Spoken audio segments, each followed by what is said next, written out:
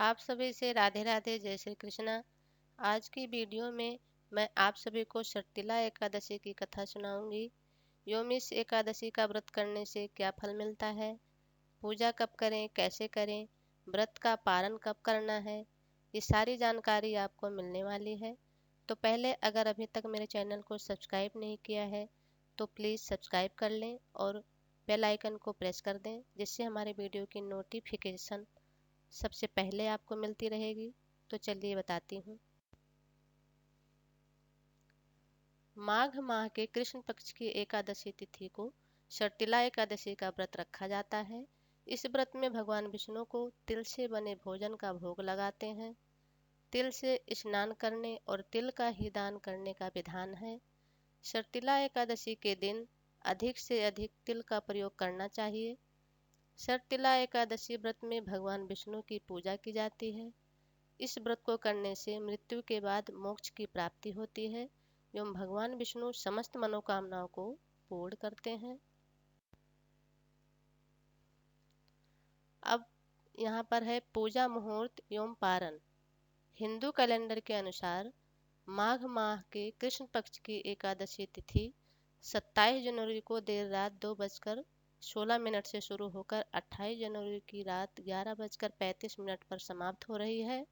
शर्तिला एकादशी का व्रत 28 जनवरी को रखा जाएगा। इस दिन आप सुबह में स्नान के बाद भगवान विष्णु की पूजा कर सकते हैं। हालांकि इस दिन का शुभ मुहूर्त दोपहर 12:13 से दोपहर 12:56 तक है।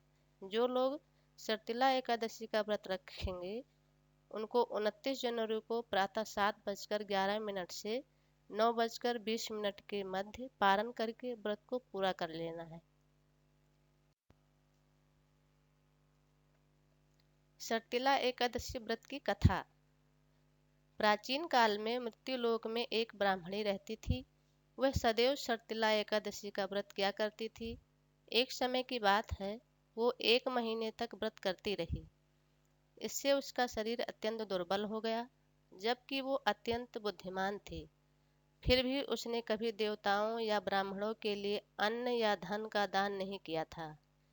इसीलिए भगवान विष्णु ने सोचा कि ब्राह्मणी ने व्रत आदि से अपना शरीर तो शुद्ध कर लिया, अब इसे विष्णु लोक तो मिल ही जाएगा, परंतु इसने कभी अन्न का दान नहीं किया। इससे इसकी मुक्ति होना कठिन है। भगवान ने आगे कहा, ऐसा सोचकर मैं भिखारी के वेश में मृत्युलोक में उस ब्राह्मणी के पास गया और उससे भिक्षा मांगी।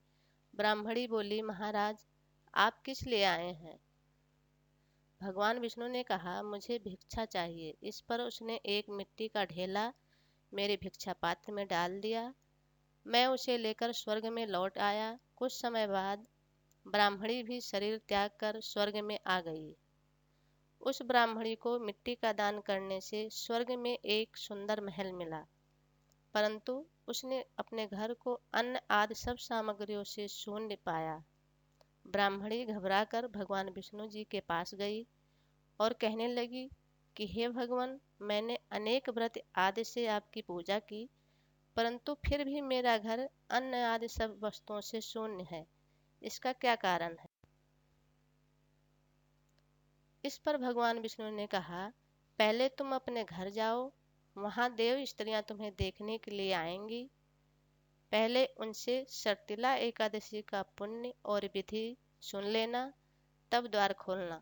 भगवान विष्णु के ऐसे वचन सुनकर वो अपने घर गई और जब देव स्त्रियां आईं और द्वार खोलने को कहा तो ब्राह्मणी बोली, आप मुझे देखने आई हैं तो शर्तिला एकादशी का महत्व मुझसे कहें।